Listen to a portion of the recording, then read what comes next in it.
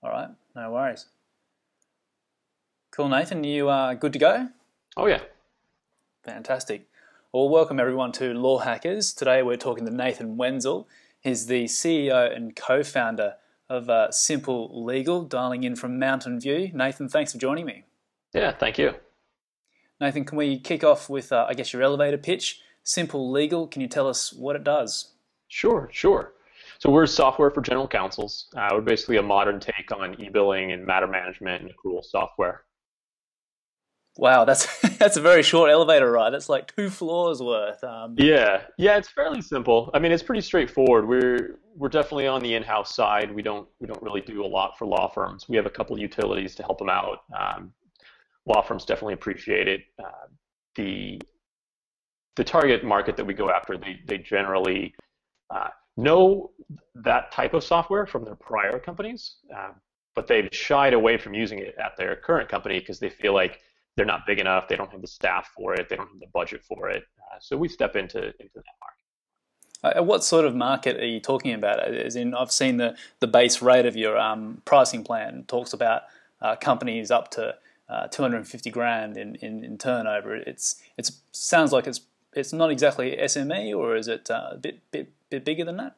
Yeah, well, we actually can scale all the way down to companies spending really just sort of nominal amounts on legal fees in a given year. For companies that size, it's sort of interesting more than really useful and valuable. Our typical customer is going to be spending um, definitely over half a million, usually over $1 million a year on legal fees. And then we'll go as large. We have one today that probably not this calendar year, but probably over the next 12 months, they're going to hit 14 million in legal fees. Yeah, we have one company that they have over 170 subsidiaries under their corporate umbrella, so we definitely scale into the more complex side of things. We just thought, like, how can we take this software that exists and strip away everything that makes it complex and start from something very simple that everyone can use. Yeah, well, let's go back to the start, I guess, before we get too ahead of ourselves. I want to go into your background a little bit. Can you talk us through your story? How did this all start for you? Sure. So myself and my co-founder, we've actually been running a company together for about 10 years. Getting to simple legal would be, I suppose, more interesting if it was part of some big master plan. But really, we were running a data analytics professional services consulting firm, and sort of happened into clients that were insurance companies, finance companies, and we started working with their legal data a lot. And we saw what they were using for software, and we thought, okay, this is not exactly going digital. You sort of just, my view is it just took something that was on a piece of paper and more or less just taped it up to your monitor and said, okay, we're digital now. And so we thought, okay, well, let's see if we can fill in some gaps and let's see what we can do. So we built a couple of small tools that were really non-starters for various reasons. We built a visualization tool, and it would show an insurance company the legal work that was being done on the claim, and they sort of looked at it and said, "Well, this is interesting, but I have no idea what to do with it." And said, well, yeah, you're right. And then we built prioritization tools for their claims handlers, and that was interesting, but then again, it's not critical. Then we got into the audit side of things, and we started building auditor performance dashboards. We started automating audits with machine learning. And again, these are sort of features of a product, but not the product. And these things can't exist on their own. And we got to a point where we realized that we had everything for an e-billing tool except for the e-bills. And so we said, okay, well, let's understand what these tools are supposed to do, because really e-billing, it was launched with sort of great fanfare, and like, we're all going to move into data and this big data and everything else, but really, even the companies we've worked with that are spending over $1 billion a year on legal, this is not big data. This is still very much sort of standard data, but the hype had not lived up to reality. And so we said, okay, what's missing? And so we started filling in those gaps and said, let's tear everything out and get down to the most basic essence of receiving a bill, reviewing it, moving it on for payment, and then let's add back the complexity that's needed, but without the complexity on the user side. And so that's where we've been starting, and that's why our customer base today is not our clients that we've had on the professional services side. They're not spending $100 million. They're the companies spending, 1 and 5 and 10 and $15 million a year on legal fees. They need a simpler product. They don't have the staff, they don't have the budget, they don't have the time to deal with everything that goes into what has been available in the past. And what sort of time frame are we talking here when you're going through this, I guess, realization phase? Oh, well, it wasn't short, for sure. I mean, we wrote, or actually, I wrote the first prototype of the machine learning tool that's able to automate audits. It's able to provide basically a scorecard for individual auditors. This is very much aimed at like Fortune 100 insurance company, very large dollar spend companies. Those first iterations were built in 2008. Partly a function of sort of downturn in the economy, professional services need sort of drying up fast, and saying, okay, how now that we have sort of this extra time on our hands, what can we do? How can we find something that really solves these problems? And so that started in 2008. We made the full switch over to product instead of services in 2013. Went through Y Combinator, wasn't even really planning on it, filled out the application more or less just to sort of focus ourselves on, okay, what's it going to take to move from services to product? It's a very hard move to make. Got the email from them. I didn't even realize that it was like selection day for the interviews, and I just thought, like these guys have never spammed me before, and this is like I'm getting my first spam from Y Combinator. This is very strange. Didn't even read it till later that afternoon, and realized, we've been invited in for an interview. So I'm glad I read it. And that was 2013, and we went through the program summer 13, and we had our first customer on the product in, I want to say July of 2013. So the product itself is a little more than a year old. The company, is 10 years old. Yeah, and I guess that final product that you have now, that's been a long time in the making. Was there a final sprint during those Y Combinator days to get it to that launch? Oh yeah, I mean definitely. We still thought at that point that we were going to be strictly on the automation side of things, basically a supplement for these existing tools. And as we started talking with some of these larger companies, and we ran a pilot with a Fortune 500 insurance company in the U.S. And they spend over $1 billion on legal fees in a given year, which is a lot, but insurance is sort of different, right? For insurance companies, legal fees are their cost of goods sold, so they just have higher than most. And we're able to prove out that our software worked, but it was still a matter of, okay, you have a component, you need a product, and so it was during that time that we really got it all working. We got our first customers on before YC ended for us. And we had paying customers that year. Good story for demo day. Oh yeah. Well, going beyond that, I mean, where are you guys at now in terms of, obviously there's paying customers on board. Are you guys bootstrapping, looking for funding, hiring? Give us a bit of a flavor. Yeah, well, certainly hiring. Sort of always on the lookout for the right kind of talent, which in our case, a lot of it is product development. We sort of feel like the design and the development is never done. You should always be looking for ways to help your users out. In terms of funding, we raised a small round. We raised enough to basically get us through a lot of that initial design and development. What's interesting on the enterprise side is that when you have a product, the sort of concept of MVP doesn't really work.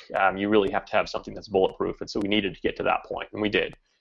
Now with paying customers on, we're more or less break even.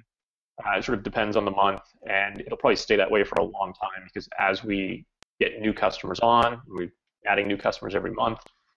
We definitely reinvest that back into the company, which is probably the right way to grow a company at that pace is just reinvest everything. Yeah, absolutely. And you make a good point about the, I guess, in the enterprise software side of things, you're a startup. You've got to convince clients that you're going to be around for the next, X amount of years at a minimum, and that their bills won't suddenly kind of disappear. Like, how do you go about gaining that trust apart from just having a good product? Sure. Well, you start, I think, by identifying a fairly narrow market and one into which that you have a decent amount of connections. So we initially started in the high-tech space, especially in the Bay Area in California, where we knew a lot of people and we have decent connections there. And so people who know us, they know that our business has been around for 10 years, and that really just the software product is new, not the company, not the management team. And that was able to help us get those first few customers. From there, you start expanding out. We have been getting inbound interest now from more sort of standard, I don't know, regular companies, I guess. And that's a question that comes up. They want to know, especially they hear all of these things about sort of Silicon Valley and this idea of, fail fast. Like, well, fail fast is fine for some folks, but if you fail with what essentially is our corporate diary on your servers, that's not good for us. And it's not just a matter of like, oh, now we'll just click and switch over to this other vendor's. Switching costs are more about the process and the learning that have gone into it. It's people issues, not really technology issues. And so that's been, it's something that every startup has to get through. And you just find your toehold in the marketplace and leverage that. And referrals. I mean, referrals are the best way to meet new customers. Yeah, and I imagine you've been charging from day one.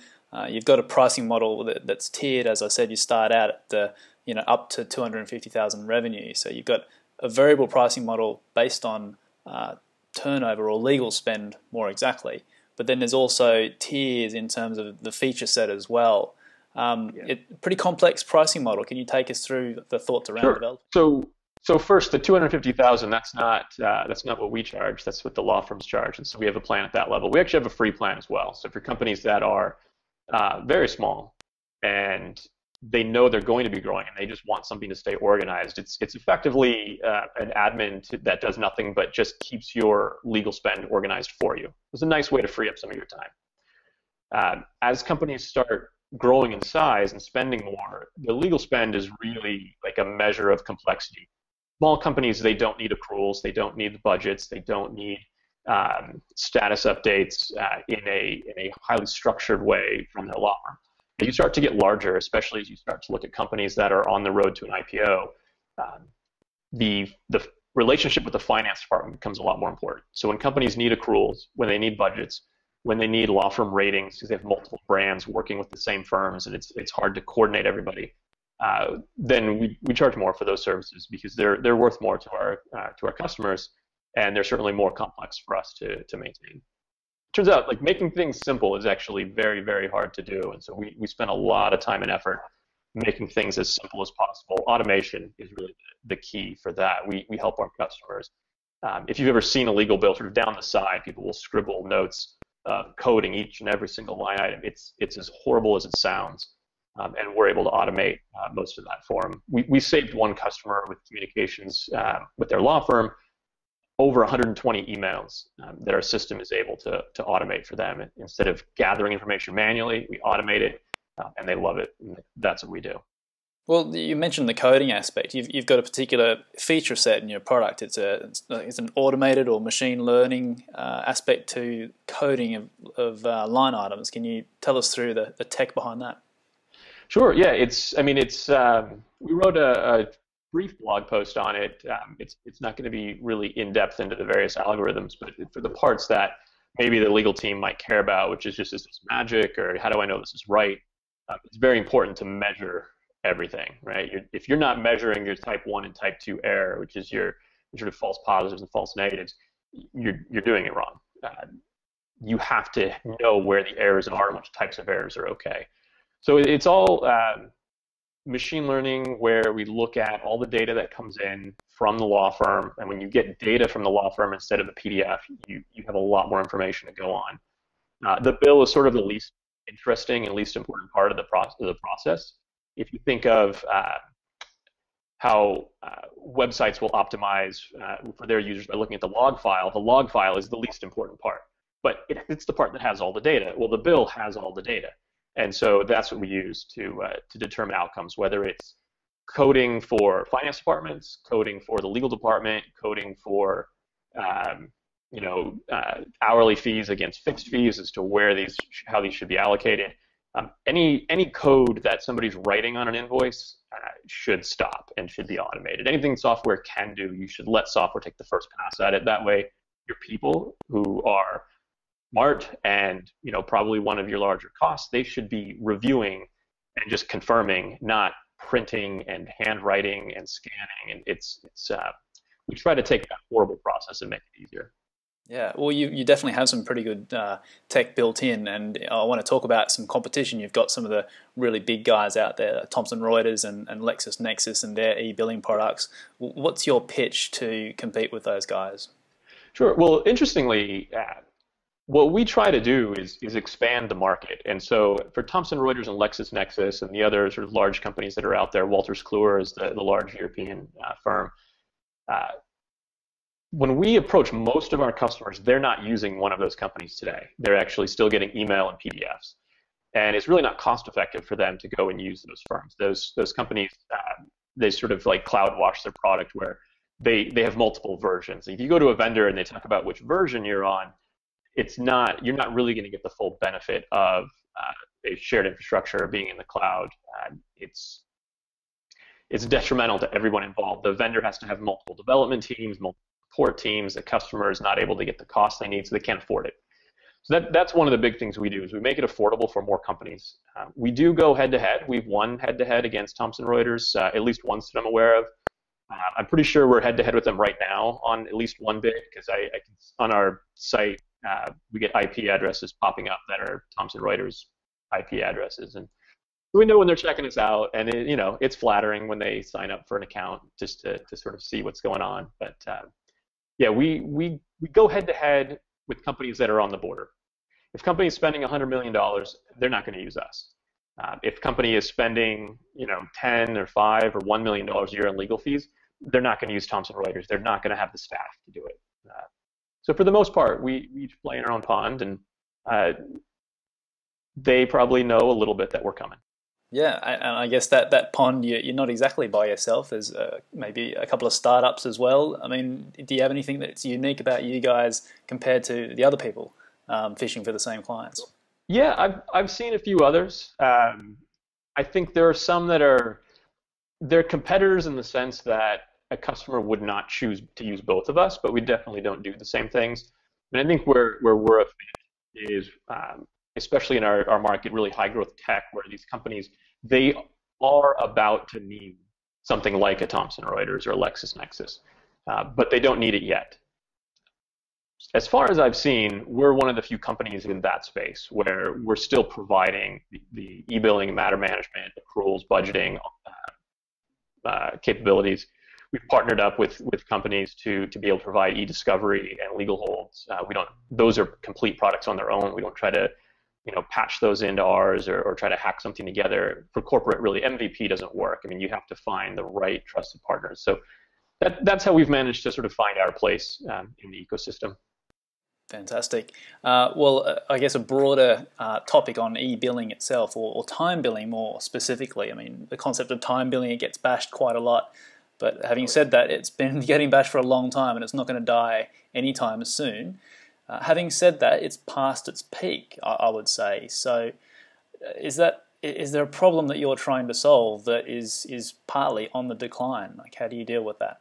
Sure. Yeah, I mean, I would definitely say in terms of auditing, that only becomes important when there's hourly bills, and that only becomes important when your company is so large that you have this need to look at every single line item and audit it with a team of auditors. We've seen seen hourly billing rather on the decline for a while with our work in insurance and workers' comp. That's really like leading the way. You might not think of it as being cutting edge, but it's leading the way in terms of fixed fee billing.